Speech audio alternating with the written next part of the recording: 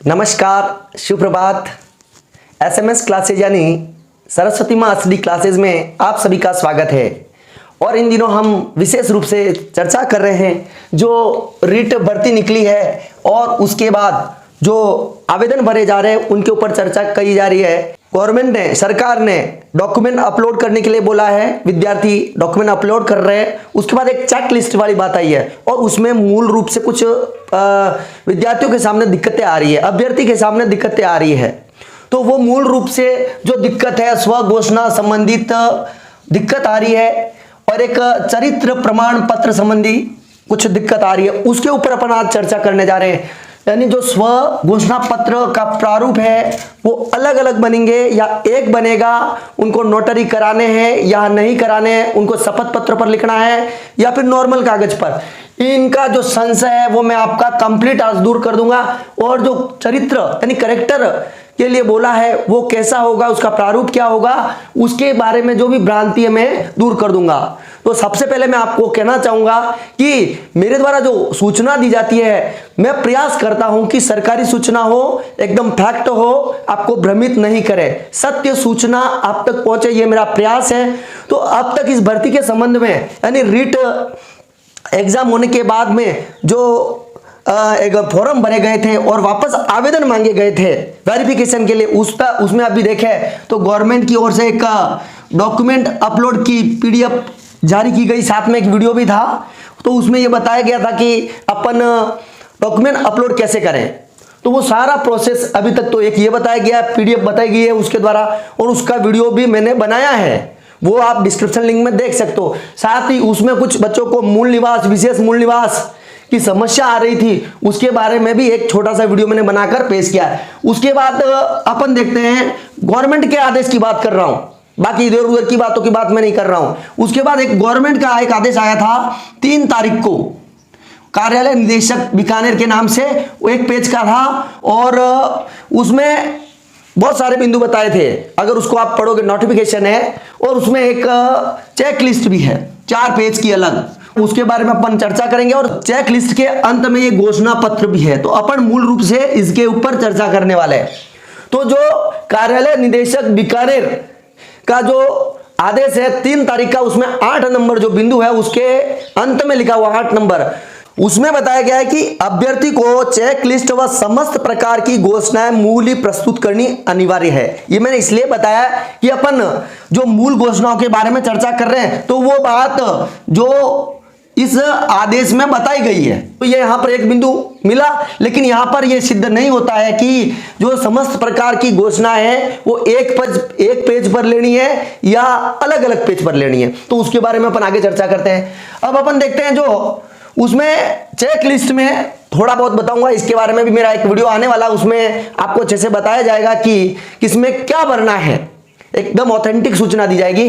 तो इधर check list दी हुई है, चेक लिस्ट के ऊपर राजकीय प्राथमिक और उच्च प्राथमिक विद्यालय अध्यापक सीधी भर्ती 2021-22 अभ्यर्थी द्वारा भरी जाने वाली सूचना वो अपने को यहां भरनी है और लास्ट में हस्ताक्षर करने के लिए बोला है। और इधर स्थान, दिनांक, मोबाइल नंबर, फिर उसका स्व सत्यापन होगा, मेरे द्वारा जो घोषणा की गई है वो सही है, और लास्ट में हस्ताक्षर। ये तो बात हो गई चेक लिस्ट की। चेक लिस्ट के बारे में विस्तृत एक वीडियो मेरा दूसरा आएगा। तो अब अपना आज का मूल टॉपिक है स्व घोषणा के संबंधित। स्व घोषणा का पत्र एक होगा या बहुत सारे होंगे, शपथ पत्र पर होगा या फिर नोटरी करनी है या फिर ओनली अपने को सादे पेज पर लिखवाना है। तो हम देखते हैं कि स्व घोषणा पत्र का जो प्रारूप बनाया हुआ है पूरा एक पेज पर बना हुआ है और उसके ऊपर ही स्व घोषणा पत्र का प्रारूप है। ऊपर एक तो विज्ञप्ति की संख्या एवं विज्ञप्ति का ब्यौरा व साथ में लिखा है मैं घोषणा करता हूं।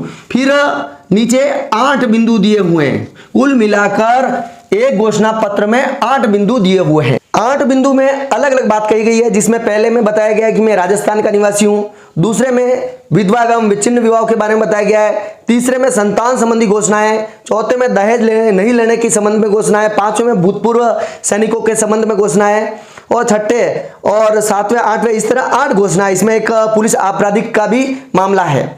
तो ये सारी घोषणाएं एक पर लिखी हुई है। सब अभ्यर्थी भ्रमित हो रहे हैं, इनको अलग अलग घोषणा पत्र में लिखना है या फिर एक में, तो उसके लिए जो लास्ट में एक नोट लगाकर एक बिंदु लिखा हुआ है, अगर उसको ध्यान से पढ़ो तो आपको ऑटोमेटिक समझ में आ जाएगा कि यह करना या अलग।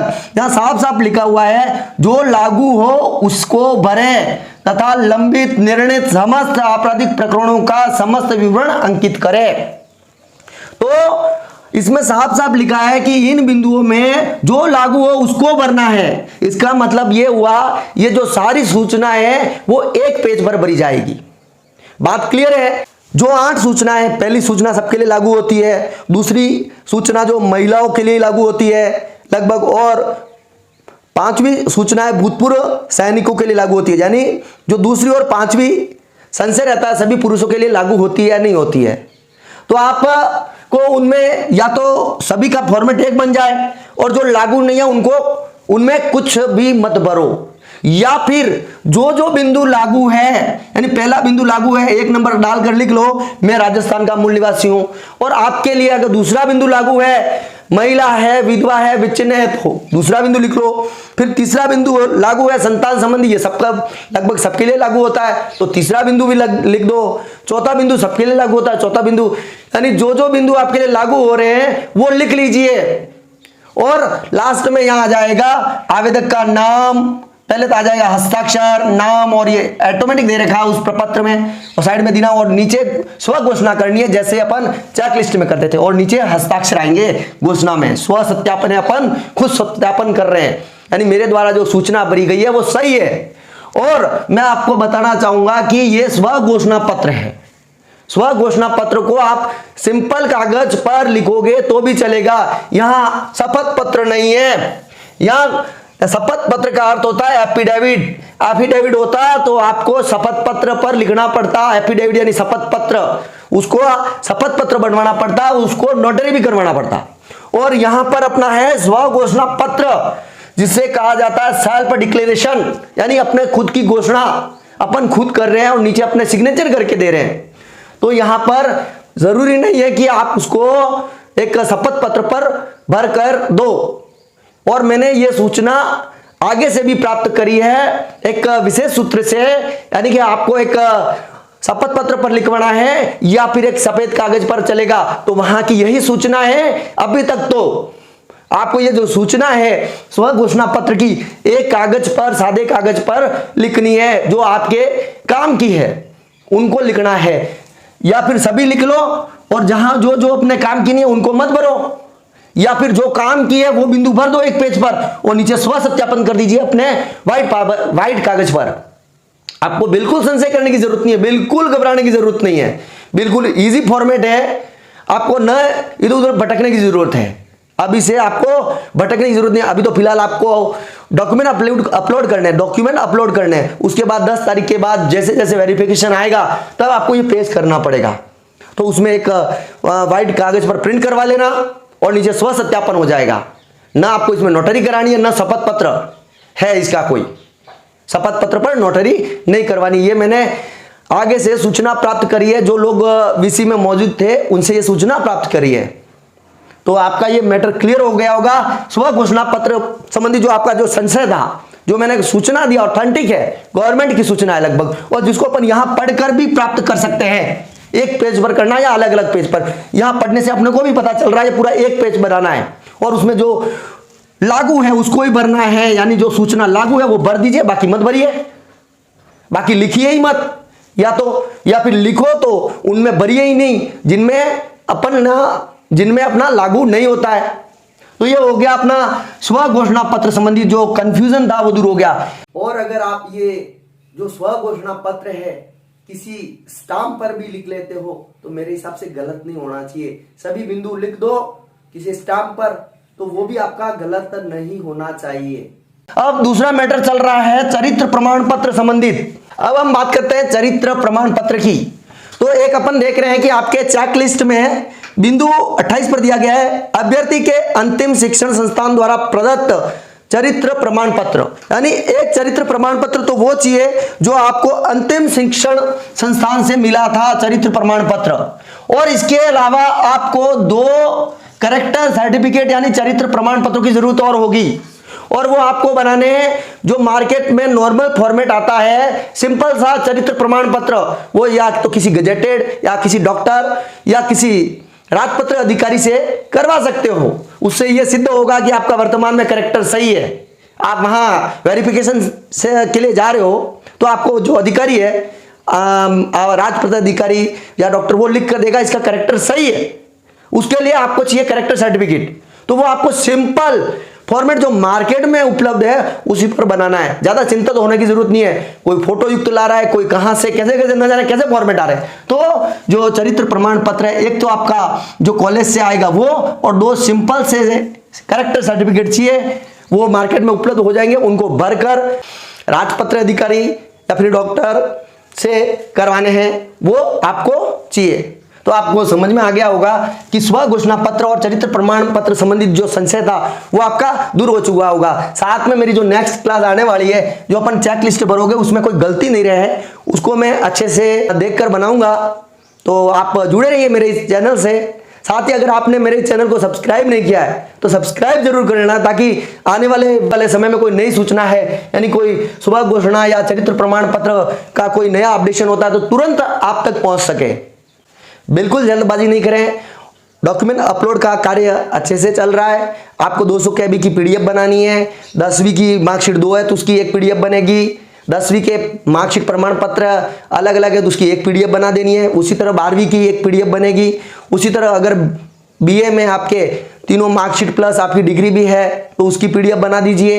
और एवं STC में आपके दोनों मार्कशीट प्लस BA उसकी डिग्री भी है, STC की दोनों मार्कशीट प्लस उसकी डिग्री भी है तो उसकी PDF बना दीजिए। बहुत ही इजीली बन रही है, बहुत सारे ऐप हैं, उससे आराम से आपकी PDF बन रही है।